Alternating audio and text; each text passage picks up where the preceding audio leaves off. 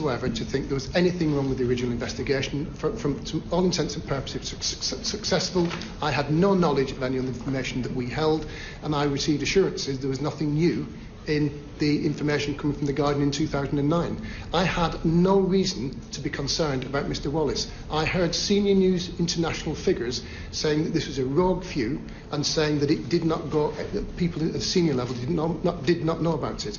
Why would I have any reason to have any suspicion about Mr Wallace? Because phone hacking was very much a matter the Met was supposed to be looking into. There have been serious allegations. It was a decision not to pursue the matter further in 2009, and yet the person who was a deputy editor of the News of the World, the very paper that was accused of phone hacking, rightly as it turned out, was employed by the police who were supposed to be investigating phone hacking. You see absolutely nothing wrong in that at all. If I can remind you, Mr Winnock, the police were supposed to be investigating phone hacking between December 2005 and I think January 2007 when 2 people were convicted. As far as I was aware, that was a very successful investigation.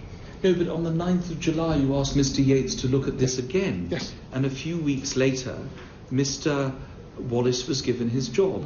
We accept that maybe there was no evidence, but you are a police officer with years of experience. Surely you'd think to yourself, it's very odd that former News International employees, one is working with the leader of the opposition, one is working with me. It's almost like a fashion accessory that people leave the News of the World and come and work for the police or politicians. And then your officers, like Andy Heyman, leave the police force and go and work for News International. You must have read some of Mr Heyman's columns in the Times at some stage. Didn't you have any suspicions about this?